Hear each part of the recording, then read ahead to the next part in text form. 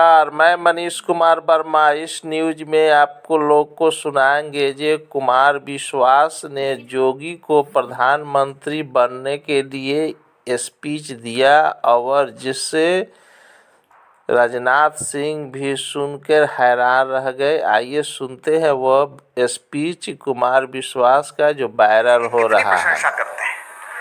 और अटल जी जब थे तब ये लोग क्या बोलते थे हम भी देखते हैं। अटल जी थे तो अटल जी बहुत कट्टर थे। फिर आदरणीय अडवाणी जी का भारतीय राजनीति में प्रवेश हुआ, अटल जी बहुत अच्छे हैं। उसके बाद आदरणीय प्रधानमंत्री जी का प्रवेश हुआ तो अटल जी अडवाणी जी दोनों बहुत अच्छे थे। और आदरणीय मुख्यमंत्री जी वो समय दूर नहीं है जब प्रधानमंत्री जी बहुत अच्छे हैं ये भी कहा जाएगा।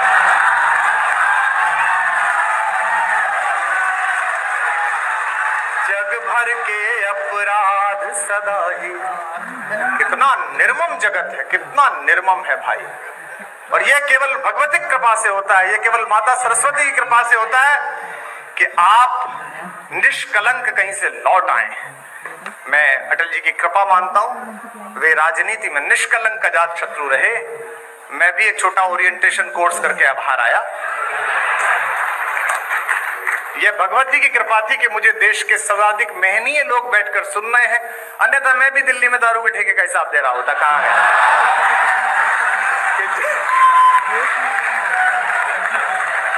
जग भर भाई, ऐसा है केवल आप ही को नहीं सुनना, उनको भी तो खबर चाहिए कि जग भर के अपराध सदाई। सुनिएगा चार पंक्ति, आप जीवन भर न भूल पाएंगे आज की शाम। कि जग भर के अपराध सदा ही अपने शीश उठाए। हम 10वीं में थे, रक्षा मंत्री जी इस बात से कुंठित रहते थे कि दिन रात मेहनत करने के बाद भी हमारे भी उतने नंबर आते थे जितने नकल करने वालों के आते थे। आपके आने के बाद हमारे प्रोफेसर पिताजी ने कहा कि इस बार लगा दे घुटने, अब के आ गया राजनाथ सिंह, नकल पे हो गई है नकेल, या तो तू जीतेगा या वो जीतेंगे।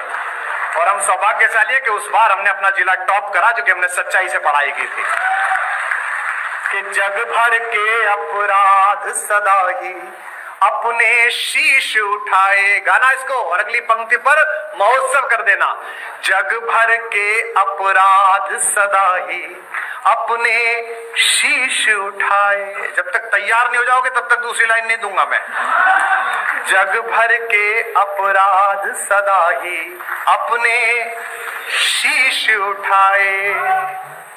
रस का माखन सबने चाखा, चोर हम ही कहलाए।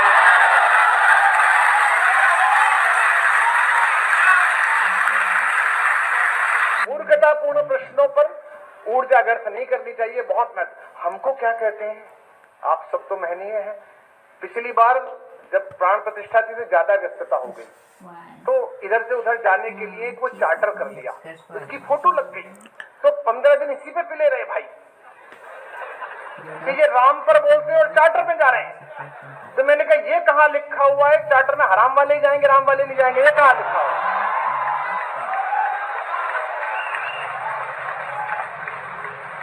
रस का माखन, अब छाती कूटो या माथा कूटो, भारत के सांस्कृतिक पुनर्जागरण का वर्ष तय हो गया है। अगले 100 वर्ष हिंदुस्तान को कोई नहीं रोक सकता।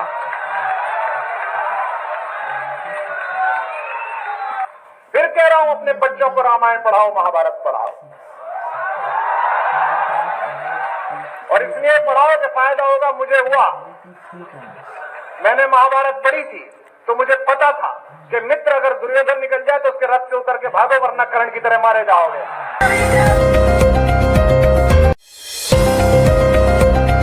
बढ़ाने के लिए MSJP न्यूज एक बार अवश्य देखें, अपना राय कमेंट बॉक्स पर अवश्य भेजें। जय हिंद, भारत माता की जय।